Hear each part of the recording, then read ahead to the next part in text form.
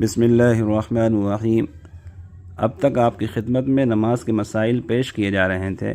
आज से चूँकि रमज़ानुल मुबारक शुरू हो चुके हैं, अब उसकी मुनासिबत से कुछ रोज़े के मसाइल इंशाअल्लाह बयान किए जाएंगे।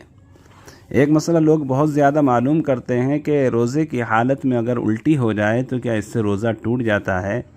तो इस बारे में आप समझिए कि दो तरह की उल्टी अगर सादिर हो जाएं, पेश आ जाएं इंसान को, तो उससे रोज़ा टूट जाता है।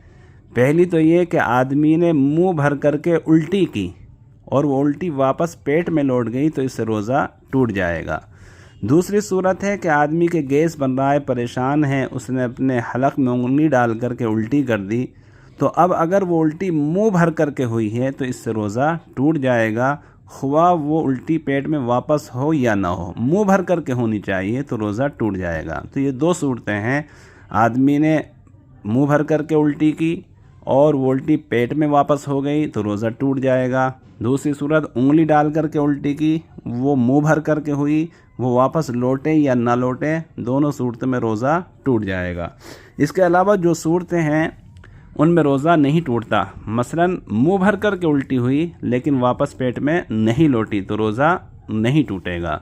दूसरी सूरत कि उंगली डाल करके उल्टी की लेकिन वो मुंह भर करके नहीं हुई तो रोज़ा नहीं टूटेगा। इसी तरह थोड़ी बहुत उल्टी हुई, वो वापस पेट में चली गई, तो इन सूरतों में रोज़ा नहीं टूटेगा। एक मसला लोग मालूम करते हैं कि रोज़े की हालत में इंजेक्शन लगवाना। तो याद रखिए, रोज़े की हालत में इंजेक्शन लगवाया जा सकता है, ग्लूकोज भी चढ़वाया जा सकता है। इन सूरतों में इन चीज़ों से रोज़ा नहीं टूटता। एक मसला लोग मालूम करते हैं नाक में, आँख में, कान में दवाई डलवाने का। तो यहाँ भी याद रखिए कि सिर्फ नाक में दवाई डालने से रोज़ा टूटता है, आँख में और कान में दवाई डालने से रोज़ा नहीं टूटता। अल्लाह हम सब को अमल की तौफीक दे। रोज़ाना 2-4 मसले आपकी खिदमत में पेश किए जाएंगे इंशाअल्लाह।